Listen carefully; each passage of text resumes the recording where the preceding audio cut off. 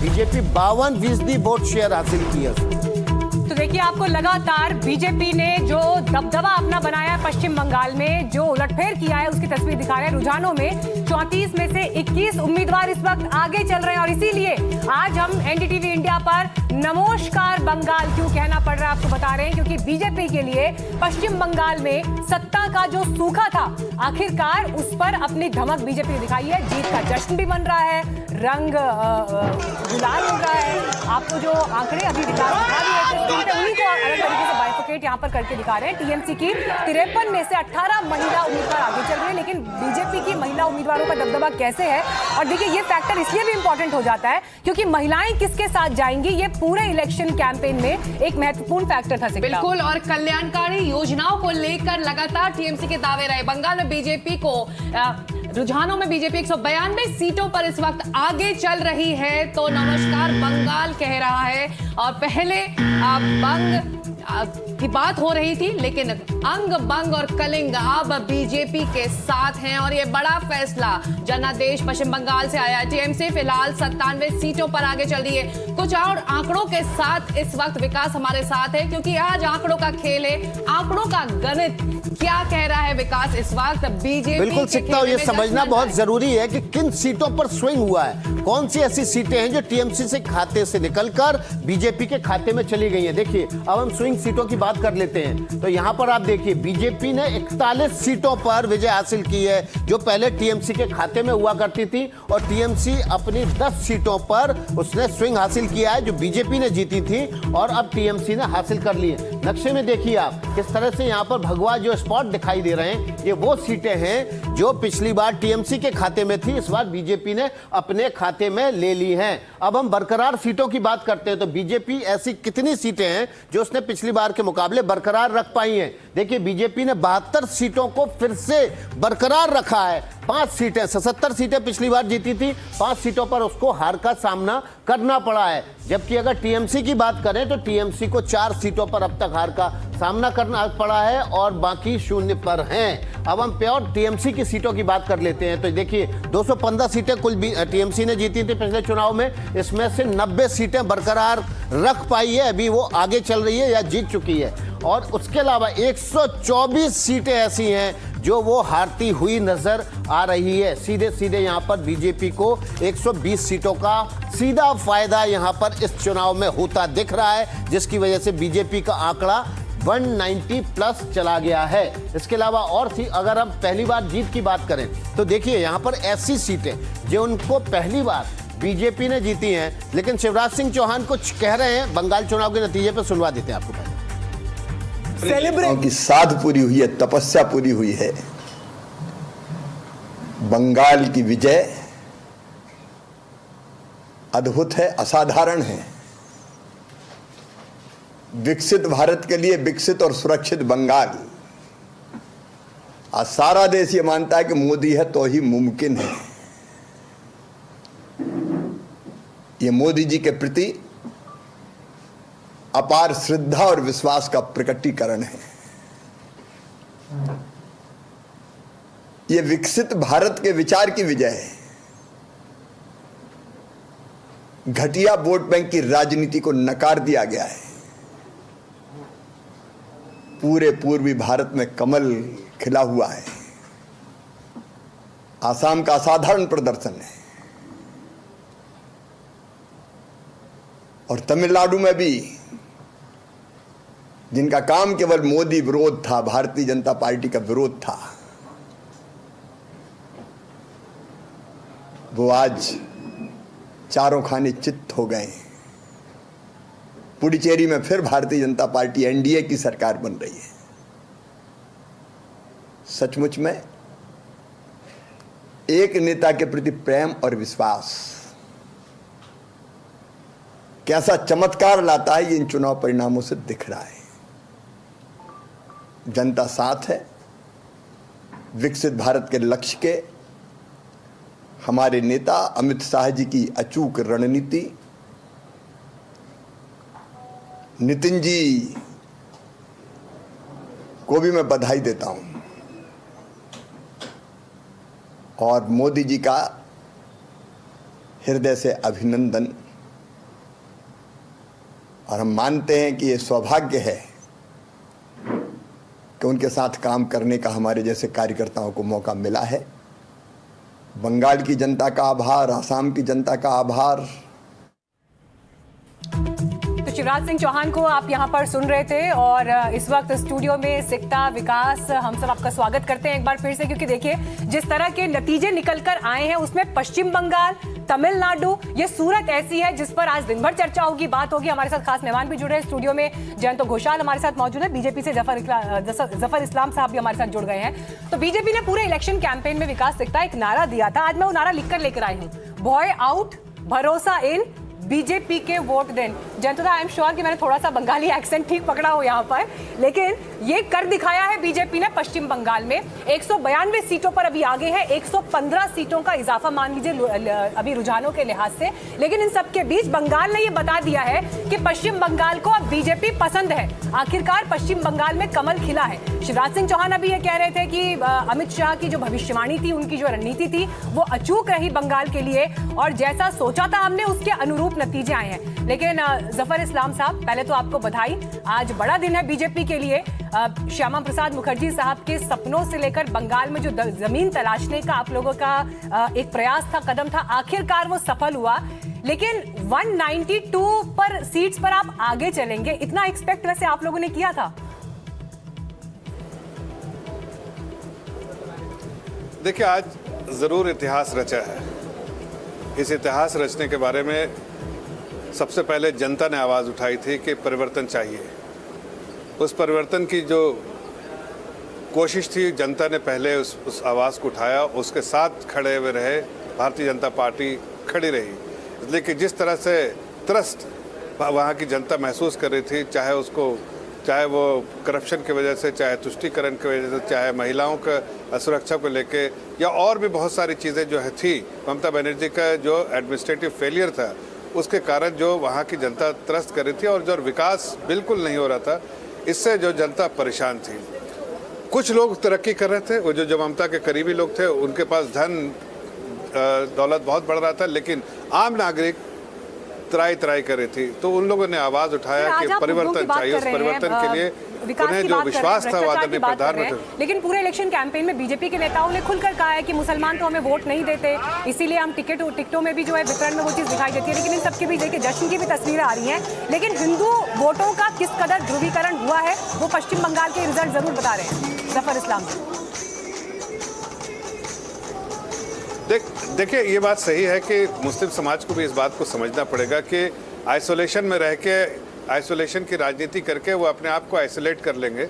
इसलिए कि इस तरह के माहौल में जो वो तुष्टीकरण की पॉलिसी को फॉलो करती है जिस सरकार, उसको एक न एक दिन बात कर रहे हैं जफर जी, और तस्वीरें आ रही हैं तैयारियों की, सेलिब्रेशंस की। बीजेपी खेमे में कोलकाता से लेकर गुवाहाटी से लेकर दिल्ली तक हर जगह जश्न है। निखत भी अब हमारे साथ जुड़ रही हैं। जो बात जफर कर रहे थे उसको और आगे बढ़ाऊंगी। निखत, तस्वीरें आप देख रही हैं जश्न की। इतना तो तय है कि शुरुआत से ममता बनर्जी ने टफ फाइट दिया बीजेपी को, लेकिन कांग्रेस ने तो शुरू से ही हथियार डाल दिए। देखिए, अभी भी कहना बहुत ही थोड़ा जल्दी होगा, शाम तक हमें इंतजार करना चाहिए। लेकिन हाँ, फिर भी मैं पहले ही मुझे ना आवाज एको हो रहा है, प्लीज ठीक करा दीजिए। जी, हम इसको ठीक कराते हैं। देखिए, हिमांशु हमारे सहयोगी आज भारत जुड़ की गए इलेक्शन हैं कमीशन को, भारतीय बीजेपी जनता पार्टी को, हेडक्वार्टर क्योंकि से भारतीय सीधे जनता उनका रुख पार्टी कर लेते हैं। हिमांशु, जश्न मनना शुरू हो चुका है बीजेपी हेडक्वार्टर में। शाम को प्रधानमंत्री नरेंद्र मोदी भी यहाँ पर पहुंचेंगे, भाषण भी होगा उनका।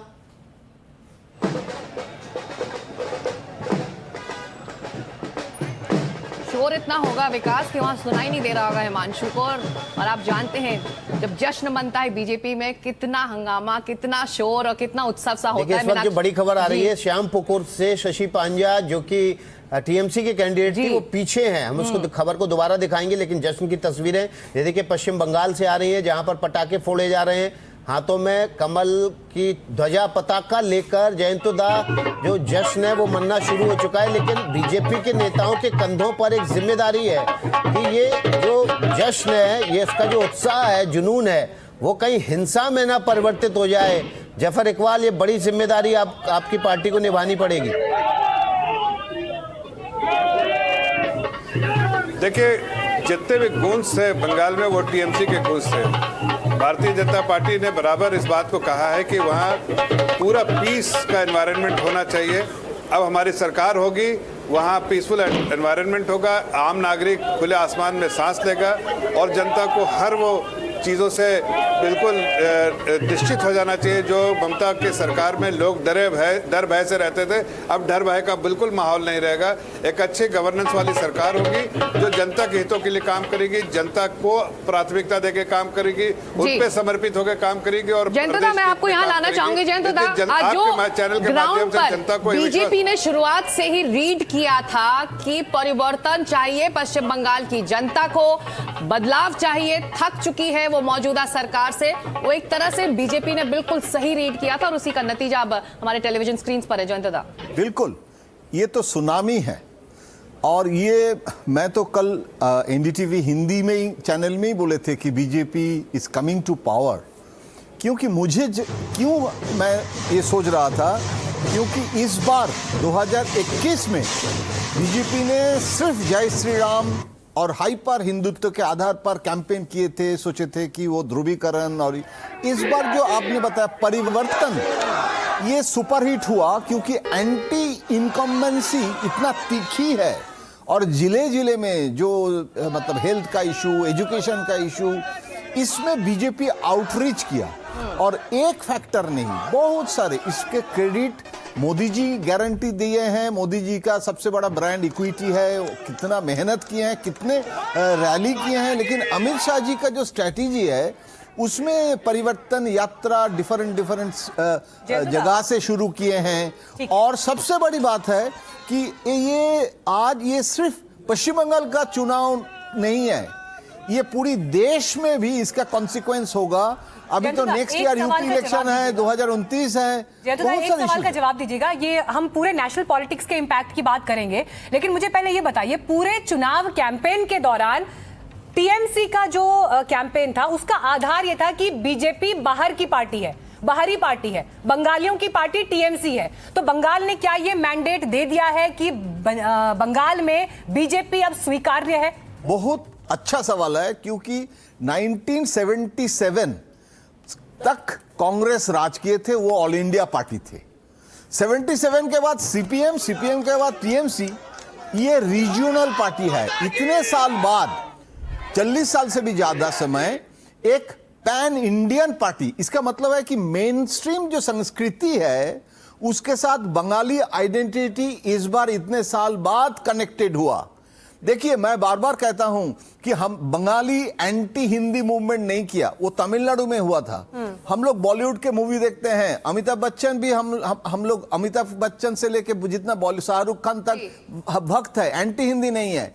और ये जो आउटसाइडर इनसाइडर इशू, ये काम इसीलिए नहीं किया क्योंकि मोदी जी झालमुड़ी आउटरीच से लेके बांग्ला में बात करना थोड़ा बहुत, ये जो कोशिश, और ये बार बार कह रहे हैं, मैं आपको सिर्फ एक उदाहरण से समझा दे सकता हूं। अमित शाह जी बोल रहे हैं कि हम मुख्यमंत्री पद में ममता बनर्जी को बदलने के लिए नहीं आया, हम बंगाल का परिवर्तन करना चाहता हूं। जो लॉस्ट ग्लोरी है, 19th सेंचुरी में रेनेसा हुआ था बंगाल में, Calcutta was a British capital. ये जो flight of money, flight of revenue, इतना जो हालत खराब हो गया है, per capita income national average से आधा है। आपको मैं रोक रही, इस बीच एक बड़ी खबर आ रही है। नंदीग्राम से शुभेंदु अधिकारी इस वक्त आगे चल रहे हैं। 2 जगह से वो अपनी किस्मत आजमा रहे हैं। 2200 वोटों से इस वक्त वो आगे चल रहे हैं। नंदीग्राम वही क्षेत्र जहां पर उन्होंने पिछली बार ममता बनर्जी को हराया था, भवानीपुर से। हालांकि शुभेंदु अधिकारी ममता बनर्जी से इस वक्त पीछे बताए जा रहे हैं। 17,000 वोटों से आगे चल रही है। 17,000 वोटों का डिफरेंस है, जबकि अगर बीते चुनाव में नंदीग्राम की बात करें तो 1900 वोटों का अंतर रह गया था जिससे ममता बनर्जी हारी थी। तो यहाँ पर देखिए, एक तरह से प्रतीकात्मक जो मैसेजिंग निकल कर आती है, खासकर हाई प्रोफाइल सीटों में जहां पर चीफ मिनिस्टर का फेस जो है चुनावी मैदान में है, उन सीटों का महत्व इसलिए और बढ़ जाता है। और भवानीपुर में विकास, हमने एक चीज देखी थी कि कैसे ममता बनर्जी सेकंड फेज की वोटिंग के दिन पूरा दिन भवानीपुर में रही, लगातार उन्होंने बूथों के चक्कर लगाए। वजह थी 50,000 वोट यहाँ पर एसआईआर की वजह से कटा था, और यहाँ पर बड़ी तादाद में गुजराती मारवाड़ी हैं जिनका समर्थन स्पष्ट रूप से बीजेपी की तरफ दिख रहा था। विकास, देखिए तस्वीरें जो है ये अभी दिल्ली बीजेपी ऑफिस से मिल रही हैं और वहां पर रंग लाल सा उड़ना शुरू हो गया है। कार्यकर्ता पूरे जोश में, उत्साह में, ढोल नगाड़े बज रहे, नाच दिवाली, गाना होली सब चल रहा सब है। मीनाक्षी, और कुछ इसी तरह का उत्सव आपको याद होगा पटना में था Exactly. जब बिहार इलेक्शन के दौरान हम लोग बीजेपी दफ्तर में थे, विकास हम दोनों, और सुन लेते हैं वहां पर कार्यकर्ता। विकास उस दिन स्टूडियो में थे, हम ग्राउंड पर थे।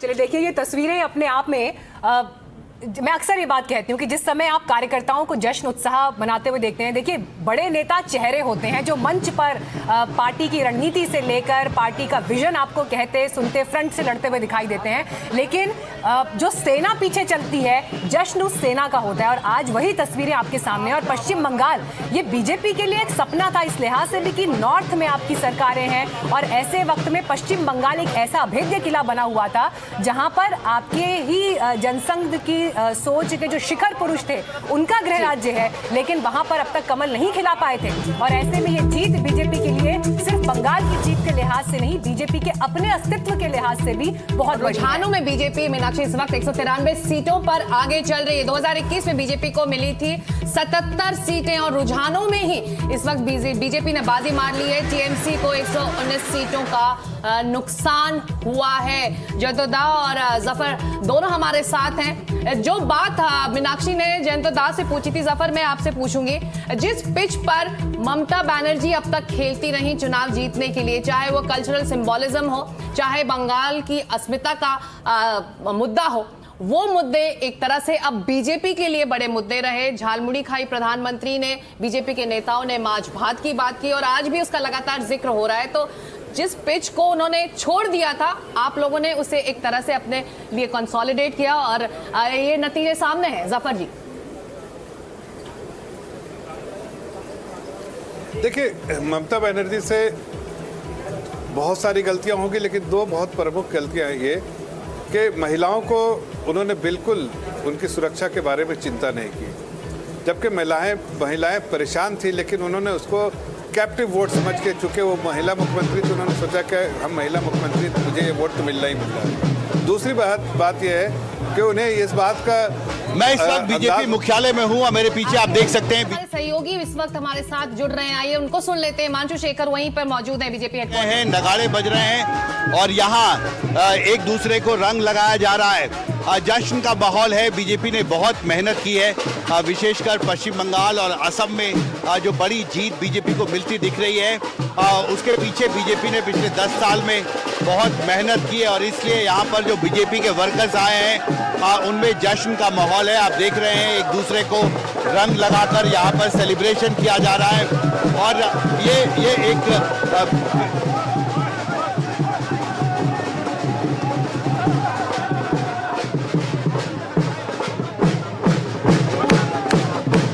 और अब से कुछ देर बाद यहाँ पर और भी बीजेपी के वर्कर्स जो हैं वो यहाँ पर आने वाले हैं, और उसके बाद आज शाम को, देर शाम को प्रधानमंत्री मोदी यहाँ पर आएंगे और वो भी इस जश्न में शामिल होंगे। हमें बताया गया है कि प्रधानमंत्री वर्कर्स को एड्रेस भी करने वाले हैं, जिसमें वो सभी बीजेपी के नेताओं और कार्यकर्ताओं का धन्यवाद करेंगे जिन्होंने मेहनत की पश्चिम बंगाल में, असम में, जिसकी वजह से बीजेपी को बड़ी जीत मिली है। और इसकी पहली तस्वीर जो है वो यहाँ पर बीजेपी मुख्यालय में दिखाई दे रही है। बीजेपी मुख्यालय के ठीक सामने जो फोरकोर्ट है उसको सजाया संवारा जा रहा है, वहाँ साउंड सिस्टम्स लगाए जा रहे हैं, स्पेशल लाइटिंग की व्यवस्था की जा रही है, क्योंकि हजारों वर्कर जो है वो आज शाम को यहाँ पहुँचने वाले हैं। जी, तो बीजेपी हेडक्वार्टर में इस वक्त जश्न है, और आमतौर पर इस जश्न का जो क्लाइमैक्स होता है वो शाम को होता है विकास, और हर बार की तरह इस बार भी और आज भी प्रधानमंत्री बीजेपी मुख्यालय पहुंचने वाले हैं। और क्या क्या आयोजन होने वाला है, आमतौर पर जो हर वक्त होता है, हर दिन होता है, उसी तरह का आयोजन होगा आज। मैं इसमें बस एक बात ऐड करूंगी। सिक्ता ने कहा कि शाम को क्लाइमैक्स मिलेगा, मुझे लग रहा है अभी तो पार्टी शुरू हुई है। बिल्कुल, देखिए ये बीजेपी के लिए बहुत बड़ा लम्हा है बंगाल जीतना। उनके श्यामा प्रसाद मुखर्जी जो कि फाउंडर मेंबर थे बीजेपी के, जनसंघ के, उनकी जन्मभूमि है और एक सपना था बीजेपी का कि बंगाल में उनकी सरकार आए। और आज तो देखिए असम में हैट्रिक होने जा रही है और बंगाल में आज से बीजेपी का जो है खाता खुलने जा रहा है। तो ये बीजेपी के एक बड़े नेता से मेरी मुलाकात हुई थी अभी कोलकाता के दौरान। जयंतोदा भी उनसे मिलते रहते हैं और उन्होंने एक बात कही थी, रात को तकरीबन 1 बजे तक उनके साथ बैठे थे, कि बंगाल में बीजेपी जब आएगी तो 800 साल बाद ऐसा होगा कि भारतीय संस्कृति सोच वाली कोई सरकार बनेगी। और उन्होंने कहा था कि लक्ष्मण सेन आखिरी सनातनी सम्राट था, 1204 और 1205 में बख्तियार खिलजी ने उसको हराया। उसके बाद खिलजी वंश की स्थापना हुई, फिर अफगानी आए, फिर मुगल आए, फिर अंग्रेज आए, फिर सीपीएम आया, जो कि सीपीएम भी विदेशी सोच है, भारतीय सोच की विचारधारा वाली पार्टी नहीं है वो। और सीपीएम की सोच के साथ ही ममता बनर्जी भी आगे बढ़ी। तो ये 800 साल बाद ऐसा हो रहा है कि बीजेपी की सरकार बन रही है। तो मुझे लग रहा है बीजेपी की, माफ कीजिएगा, भारतीय संस्कृति वाली सोच वाली सरकार बन रही है। तो शाम को जब प्रधानमंत्री की स्पीच होगी तो कहीं ना कहीं उनकी स्पीच में ये झलक मिलनी चाहिए जो बीजेपी के बड़े नेता ने मुझे बताई थी। और ये इसलिए बहुत महत्वपूर्ण है क्योंकि बंगाल जीतने के बाद अगले लोकसभा की राह स्पष्ट बहुमत की बीजेपी के लिए आसान हो गई है। जयंतोदा आज जो ये नतीजे आ रहे हैं पश्चिम बंगाल से बीजेपी के लिए, इसकी नींव 2014 में रखनी शुरू की गई थी। तब मौजूदा गृह मंत्री बीजेपी के राष्ट्रीय अध्यक्ष थे। बिल्कुल, जैसे अभी विकास बोल रहे थे, मुझे छोटे बहुत जल्दी हम 3 घटना मुझे याद आ रहा है। वाजपेयी जी के साथ जा रहा हूं कालका मेल में कलकत्ता, और उस समय नेशनल एग्जीक्यूटिव के मीटिंग के समय ट्रेन का एक मतलब बोगी भाड़ा लेते थे बीजेपी। तो वाजपेयी जी ने बोले थे कि मुझे दुख इस बात की होती है कि हम श्यामा प्रसाद मुखर्जी के सेक्रेटरी थे, लेकिन ये हिंदी पार्टी रह गया हमारा पार्टी, बंगाल में खाता नहीं खोला। एक बार कोलकाता का रुख कर लेते हैं। हमारे सहयोगी ऋतिक मंडल इस वक्त बीजेपी ऑफिस में मौजूद हैं और वहां पर भी दिख रहा है कि कार्यकर्ता कैसे जोश उत्साह के साथ है। ऋतिक, आपने लगातार पश्चिम बंगाल का इलेक्शन कवर करते हुए ऐसा कौन सा जिला है, ऐसा कौन सा क्षेत्र है जो नहीं देखा होगा, लेकिन आज की जो तस्वीर है उसमें मिठास भी है, उसमें उत्साह भी है और उसमें एक लंबी प्रतीक्षा भी है जो सपना फाइनली साकार हुआ है। मैं ये तस्वीर दिखाता रहूंगा यहाँ पर सेलिब्रेशन क्या है, लेकिन मैं आवाज मुझे मिल रहा था। जयंतोदा स्टूडियो में है। जयंतोदा से मेरा एक सवाल है कि जयंतोदा मिल्लो की नामी जा बोलेছিলাম, इसके साथ साथ जरा तस्वीरें देखिए यहाँ पर सेलिब्रेट, मुझे नहीं आप लोग खिलाइए।